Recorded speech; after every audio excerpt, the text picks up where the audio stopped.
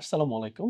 আজকের এই ভিডিওতে আমরা কথা বলবো একজন আরসিআইসির সাথে এবং তার কাছ থেকে জানতে চাইবো কানাডাতে হায়ার স্টাডিজ কিংবা ইমিগ্রেন্ট হয়ে যাওয়ার পর কি কি বেনিফিটস গুলো একজন পেতে পারে, সেটি হতে পারে সিঙ্গেল কিংবা কাপল কিংবা বেবি সহ যদি যায় কি কি বেনিফিটস গুলো পেতে পারে। আম, ধন্যবাদ। আমি প্রথমে বলবো যে যারা স্টুডেন্ট হিসেবে যাচ্ছে, স্টুডেন্ট হিসেবে বা ইমিগ্রেন্ট হিসেবে যারাই যাক, সবার জন্য কিন্তু হেলথ কেয়ারটা free. Oh wow, so that's excellent. এবং স্টুডেন্ট যারা যাচ্ছে, যেটা আমি একটু আগে এক সময় বলেছিলাম, সেটা হলো যে যখন স্টাডিতে আছি, আমার জব মার্কেটে ট্রানজিশন হওয়ার জন্য যেই ধরনের সাপোর্ট দরকার, প্রত্যেকটা ইউনিভার্সিটি কিন্তু ক্যারিয়ার কাউন্সেলিং বা ক্যারিয়ার অ্যাডভাইজার থাকে এবং একটা ডিপার্টমেন্টই থাকে যারা এই ধরনের ছোট ছোট ওয়ার্কশপ করে তাকে ক্যানাডার ওয়ার্ক প্লেসের জন্য তৈরি করে দেয়। সো আমি বলবো এটা হিউজ অ্যাডভান্টেজ। আর স্টুডেন্ট অবস্থায় যদি কেউ পিআর এর চিন্তা করে, সো সে স্টাডি শেষ করবে, করার পরে তাকে তার স্টাডি ডিউরেশন অনুযায়ী ওয়ার্ক পারমিট দেওয়া হয়, যেটাকে আমরা পোস্ট গ্রাজুয়েট ওয়ার্ক পারমিট বলি। সেটা ক্ষেত্র বিশেষে আপনার 3 বছর পর্যন্ত দেওয়া হয়। 1 বছর থেকে 3 এক বছর। বছর থেকে 3 বছর পর্যন্ত দেওয়া হয়। জি। সেটা পাওয়ার পরে যদি কেউ ক্যানাডিয়ান মার্কেট প্লেসে রিকোয়ার্ড যে জব এক্সপিরিয়েন্স দরকার, সেটা যদি ফুল টাইম মিনিমাম 1 বছরের হয়, তখন সে ইমিগ্রেশন পাথওয়ের মধ্যে ঢুকে যাবে এবং নির্দিষ্ট প্রসেস ফলো করে সে পার্মানেন্ট রেসিডেন্ট হয়ে গেল। স্টুডেন্টরা যদি কেউ 2 বছরের প্রোগ্রামে যায় এবং সে যদি ম্যারিড হয়, ফ্যামিলি থাকে, অধিকাংশ ক্ষেত্রে, সব ক্ষেত্রে না বাট অধিকাংশ ক্ষেত্রে, ডিপেন্ডেন্ট স্পাউস ওয়ার্ক পারমিট পায় এবং উনি তখন ফুল টাইম কাজ করতে পারে। সো সেটা তাদেরকে ফাইন্যান্সিয়ালি অনেকখানি হেল্প করে লিভিং কস্টটুকু অ্যাটলিস্ট তুলে ফেলার জন্য।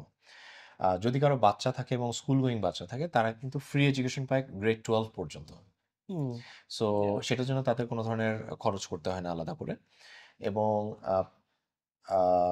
2 বছরের প্রোগ্রামে গেলে 18 মাস হয়ে যাওয়ার পরে একজন অ্যাপ্লিকেন্ট, তার যদি বাচ্চা থাকে, সে কিন্তু চাইল্ড বেনিফিট পায় সরকার থেকে, যেটা ভাতা আমরা বলি। Huge advantage. সো সেই ভাতাটাও তারা পেতে পারে।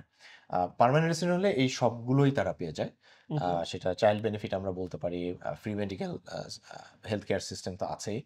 আর চাইল্ড বেনিফিট কি যতজন বাচ্চা থাকবে ততজনের জন্যই আলাদা আলাদা করে বেনিফিটটা? প্রতিটা বাচ্চার জন্য এখানে নির্দিষ্ট কিছু ক্রাইটেরিয়া আছে, বাট প্রতিটা বাচ্চাই পাবে as long as they are not adult.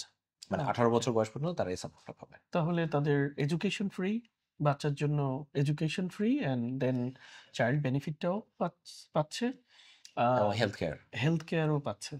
So এই বেনিফিটসগুলো সে যদি ইভেন ইন্টারন্যাশনাল স্টুডেন্ট হয়ে যায়, তার যদি ডিপেন্ডেন্ট থাকে বাচ্চা কিংবা ওয়াইফ, তারাও পাচ্ছে। এখানে আরেকটা জিনিস আমি বলবো যে যদি কারো বাচ্চা থাকে, যে ধরেন অ্যাপ্লিকেন্ট নিজে ফুল টাইম পড়ালেখার মধ্যে থাকে, সো স্বাভাবিকভাবে সে ব্যস্ত থাকে। যার ডিপেন্ডেন্ট স্পাউস, সে যদি ফুল টাইম কাজে চলে যায়, তার মানে সেও সারাদিন ব্যস্ত, তাহলে বাচ্চার কি হবে? সেক্ষেত্রে ক্যানাডাতে ডে কেয়ার সিস্টেম আছে এবং সেখানে আপনার ইনকাম এবং পরিস্থিতি বিবেচনা করে কিন্তু অনেক সময় সাবসিডিও দেওয়া হয়। সো আপনি কখনো কখনো স্বল্প খরচে, কখনো কখনো ফ্রি আপনি আপনার বাচ্চাকে ডে কেয়ারে রাখতে পারেন। ক্যানাডার ডে কেয়ারগুলো প্রি স্কুলিং স্টেজ বা আপনি আফটার স্কুলিং যে প্রোগ্রামগুলো আছে, এগুলো অসাধারণ। জি, থ্যাংক ইউ সো মাচ। আমার কাছে মনে হয় যে এই ভিডিও দেখে আমাদের যারা ভিউয়ার্স আছেন তারা ইনফরমেশনগুলো গ্র্যাব করতে পারবে এবং পরবর্তীতে তাদের প্রিপারেশন বা প্ল্যানিংগুলো করতে অনেক হেল্প পাবে। সো আমরা আপনাকে অসংখ্য ধন্যবাদ জানাই যে আমাদেরকে ইনফরমেশনগুলো দিয়ে হেল্প করার জন্য।